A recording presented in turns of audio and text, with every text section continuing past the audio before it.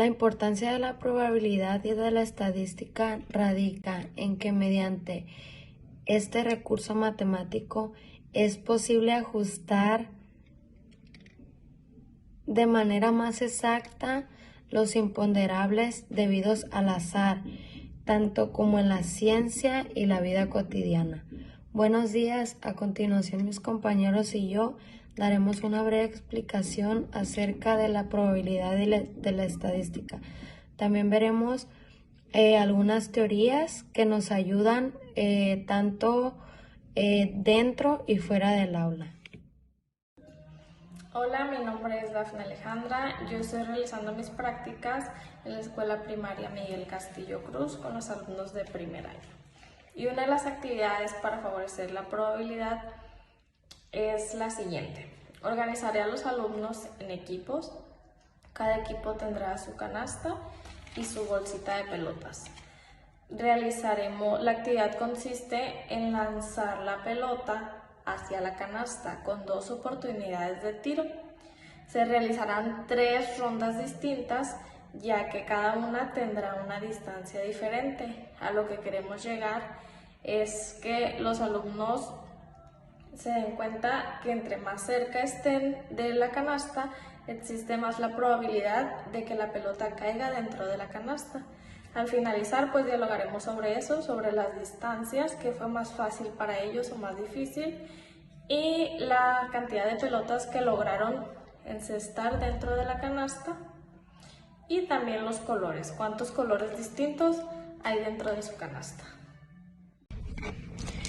Mi nombre es Joeli, estoy practicando el tercer año en la Escuela Independencia, ubicada en Bacurimí, es una escuela rural. Uno de los temas más recientes que abordamos fue lo de las medidas y longitudes. Entonces, un ejemplo donde yo puedo aplicar la probabilidad es que yo hice 4 equipos y los saqué en la cancha. Entonces hicimos un juego.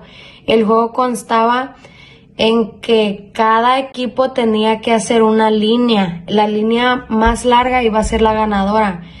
Entonces, era más probable para mí que ganara un equipo que trajera bolsas, cintos,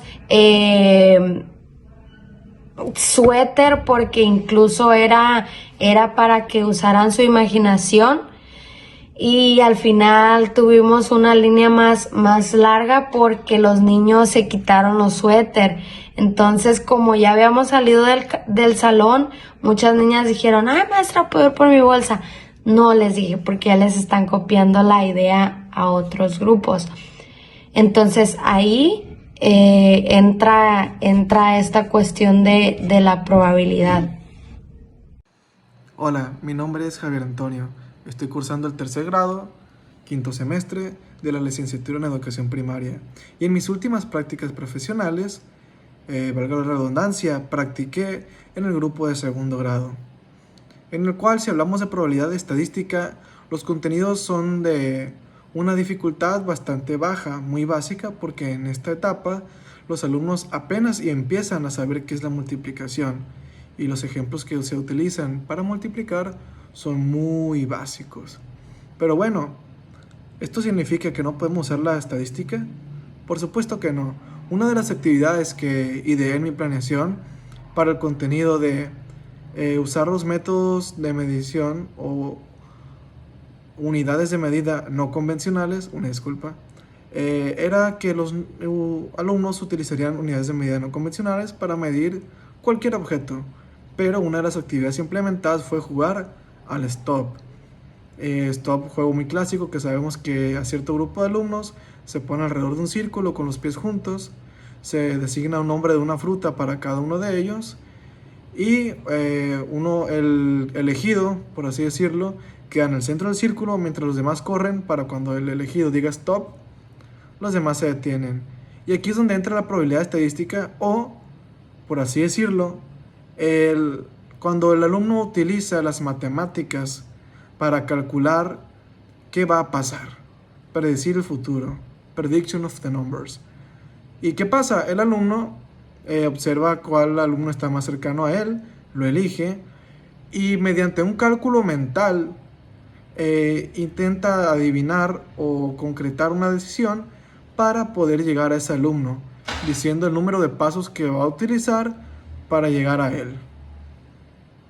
Y listo, la probabilidad estadística la trabajan de esa manera, calculando mentalmente por noción, simple noción, con cuántos pasos podrán llegar al alumno elegido, a su compañerito. Hasta aquí mi aporte. Volvemos con Javier a la torre. Cuando hablamos acerca de la probabilidad y estadística, en la primaria podemos ver que los ejemplos son muy sencillos o pueden parecer muy básicos, monótonos o que en sí son demasiado básicos. Pero bueno, de aquí, de las cosas básicas, es de donde viene la estadística. Aunque en la primaria nos parezcan los ejemplos que podamos dar muy básicos, esa es la esencia de la probabilidad, que empieza por buscar soluciones o buscar respuestas a cosas básicas de la vida cotidiana. Por ejemplo, uno de los renacentistas matemáticos, que también es biólogo, filósofo, escritor y entre muchas otras cosas, como la mayoría de renacentistas, llamado Gerolamo Cardano, fue uno de los pioneros o una de las piezas claves para el inicio de la estadística. Y todo esto fue por una causa básica, que era que él jugaba cartas con sus amigos, y cuando él jugaba cartas, él intentaba predecir qué números tenían sus amigos, basándose en las cartas que él tenía, en las cartas que habían salido y en las jugadas que se estaban armando. Por eso podemos decir que aunque parezca básico todo lo que sea en primaria, porque son cosas básicas, bueno, la estadística está presente tanto en lo básico como en las ciencias más complejas. Y es algo que utilizamos todos los días cuando intentamos adivinar con números. Buenos días, mi nombre es José Manuel. Anteriormente yo estuve practicando en la Escuela Independencia de Bacurimí. Yo estuve en el 5º año con un total de 30 alumnos. Sobre los temas de probabilidad, mientras estuve práctica no se veían, pero sin embargo se veía mucho lo que viene siendo la multiplicación y la división. Y en base a eso lo relacioné con un tema sobre la probabilidad. En este caso fue el porcentaje. Decidí sobrellevar este tema porque los alumnos son capaces de sobrellevar este tipo de problemas. Enseguida les mostraré el pequeño ejercicio. Ok, dice el ejercicio. Juan juega a las canicas todos los días en el recreo.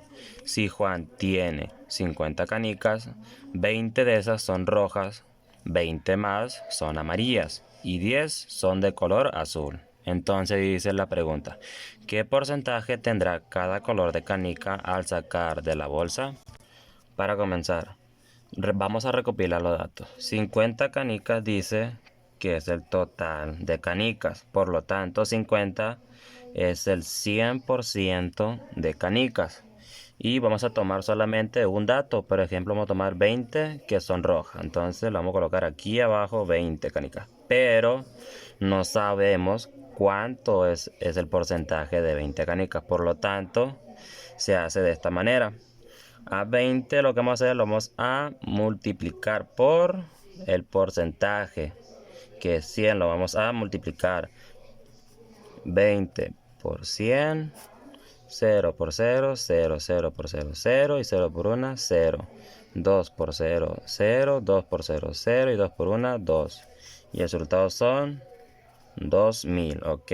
Y ahora el resultado se va a dividir entre 50, que es el total de canicas. Muy bien, 50 entre 2000, ok. Mi profesor de prácticas tenía una pregunta que era, ¿cuántas veces cabe, en este caso, 50 en el 2000? Entonces, vamos a agarrar 50 entre 2, no cabe. Entonces, vamos a agarrar 2 unidades. 50 entre 20, tampoco cabe. Entonces, vamos a agarrar 3 unidades. 50 entre 200, acá cabe un aproximado de 4, si no me equivoco. 4 por 50. 4 por 0, 0, 4 por 5, 20, son 200, muy bien, son 4. 5 por 4, 200. Y se resta, da 0, 0, queda un 0 sobrando, lo bajamos y lo subimos. Entonces, 40 es lo que equivale a 20 canicas. 40 es el 40%. Pero también tenemos 20 canicas más que son amarillas. Por lo tanto, las otras 20 canicas también equivale a 40%. Y 40% más 40% son 80%. Y si restamos el 100% menos el 80%, nos da un total de 20%. Por lo tanto, 20% es lo que equivale. No podemos olvidar que en la estadística y la probabilidad van muy de la mano con un muestreo.